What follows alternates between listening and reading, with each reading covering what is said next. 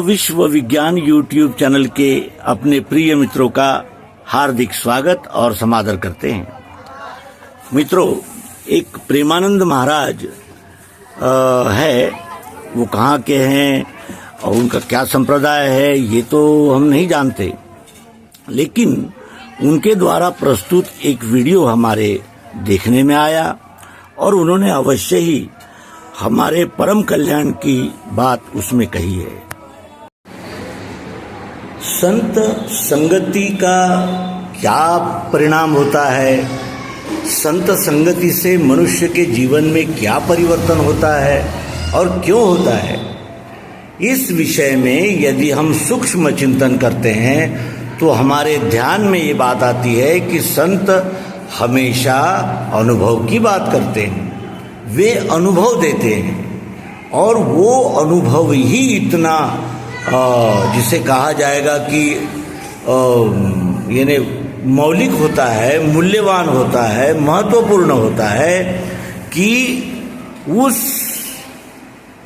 अनुभव के सहारे हम इस विश्व में रहकर इस विश्व की लीला में सहभागी होकर भी विश्व परमात्मा के साथ व्यवहार कुशल हो जाते हैं और हमें ये अनुभव आने लगता है कि सार्थक क्या है, योग्य क्या है और महत्वपूर्ण क्या है। स्वामी प्रेमानंद जी महाराज, इनके विषय में हम कुछ नहीं जानते, लेकिन वीडियो के माध्यम से उनके संदेश हमें प्राप्त होते रहते हैं। उसमें का ही एक संदेश जो उन्होंने प्रस्तुत किया और हमें आत्मचिंतन, आत्मनिरीक्षण के लिए बाध्य किया, वो क्या था और उस अनुभव के सहारे हम क्या बोध ले सकते हैं। वे कहते हैं कि इस जगत में सबसे बड़ा सुख इंद्रिय सुख, काम सुख कहा गया है, सेक्स का सुख कहा गया है। मलमूत्र के द्वार से प्राप्त होने वाला ये सुख सबसे महत्वपूर्ण हमारे जीवन में है। ये हमारे जीवन के अब तक के सिंहावलोकन से, पीछे मुड़कर देखने से हमें पता चलता है और ये उन इंद्रियों से मिलता है जिससे हम मलमूत्र विसर्जन करते हैं। और दूसरा उन्होंने जो यानी महत्वपूर्ण पॉइंट रखा वो ये था कि इतने वर्षों तक, इतने दिनों तक उस इंद्रिय जन्य सुख का उपभोग लेने पर भी हमारी तृप्ति नहीं है, हम अशांत है, हमें शांति नहीं है, हमें तृप्ति नहीं है, हमें संतोष नहीं है, सुख नहीं है, आनंद नहीं है। क्यों? संपूर्ण जीवन भर जिन इंद्रिय सुखों के पीछे हम दौड़े उससे हमें सुख प्राप्त क्यों नहीं होता, क्यों नहीं होता। आगे वो कहते हैं कि इसका अर्थ ही यह है कि इसमें सुख है ही नहीं। जहां हम सुख खोज रहे हैं वहां सुख है ही नहीं। जब वहां है ही नहीं तो कैसे प्राप्त हो जाएगा। और इस प्रकार इंद्रियों के अनुनय विनय में और विषयों के सतत ध्यास में, ध्यान में, विषयों की सतत संगत में हम पागलों की तरह जीवन अपना गुजार देते हैं और इंद्रिय सुख में ही हमें संपूर्ण संतुष्टि, संतोष, आनंद, सुख की प्राप्ति होगी, ऐसा मानते हैं। आगे प्रेमानंद जी महाराज कहते हैं कि अगर उसमें यदि सुख होता तो प्राप्त होता। वहाँ इतने वर्षों तक हम इंद्रिय सुख के पीछे भागते रहे तब भी हमें सुख नहीं मिल रहा है, इसका कभी हमने विचार किया?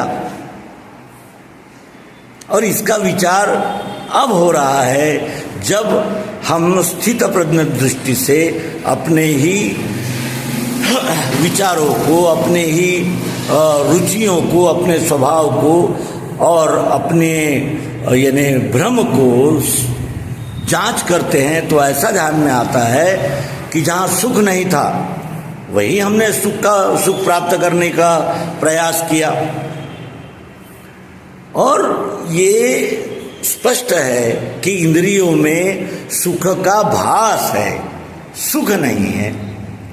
तो फिर क्या मन में सुख है? क्योंकि मन तो एक धारा प्रवाह, ऐसा एक चक्र है, धारा प्रवाह घूमने वाला एक ऐसा यानी विचार प्रवाह है कि उस विचार प्रवाह को एक क्षण भी विश्रांति नहीं है। एक वासना के पीछे दूसरी वासना, एक इच्छा के पीछे दूसरी इच्छा, और अधिकतर मन जो है वो इंद्रियों का साथी बनकर इंद्रिय सुख भोगों में सुख ढूंढता है, आनंद ढूंढता है। और इस प्रकार वो मन इंद्रियों के साथ जुड़ जाने से वो इंद्रियों के पीछे पीछे चलने लगता है। और मन का ही परिष्कृत रूप बुद्धि है जो निर्णय करती है और कार्य प्रवण करती है। वो बुद्धि भी फिर मन के आश्रित होकर मन के साथ ही लग जाती है। और इस प्रकार हमारे मन, बुद्धि और इंद्रियां विषय भोगों के पीछे लग जाते हैं।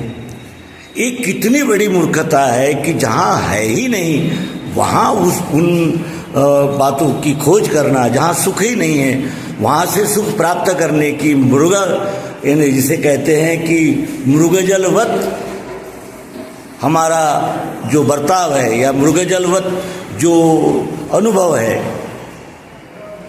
वो देखने पर हमारे ध्यान में आता है कि जहाँ है जैसे प्यासा हिरन उस रेगिस्तान में पानी की आशा से दौड़ता फिरता है। जहाँ जहाँ रेत चमकती है उसे ऐसा भास होता है कि वहाँ पानी है, लेकिन वहाँ तो पानी था ही नहीं। जब वहाँ पानी था ही नहीं तो मिलेगा कैसे? और इस प्रकार मृगजल के पीछे घूमते घूमते, मृगजल के पीछे दीवाने होते होते हमारा पूर्ण जीवन समाप्त हो जाता है और वास्तविक, सात्विक और स्थायी शांति, आनंद की हमें प्राप्ति नहीं होती। और इसीलिए ये प्रेमानंद महाराज जैसे सात्विक सद्गुणी महात्मा जनों के ही ये उपकार है कि वे सतत हमें जगाते रहते हैं और उससे बोध लेकर इंद्रिय जन्य सुखों में सचमुच सुख है क्या, ये प्रश्न पूछना भी ये जीवन का परम कर्तव्य जान पड़ता है। और इसीलिए हम संत साहित्य, संत सहवास और सत्संग के सदैव अभिलाषी रहना चाहिए। यही बोध लेते हुए इस अंक को विराम देंगे। नर्मदे हर सद्गुरु भगवान की जय, विश्वरूप परमात्मा की जय। ओम शांति शांति शांति।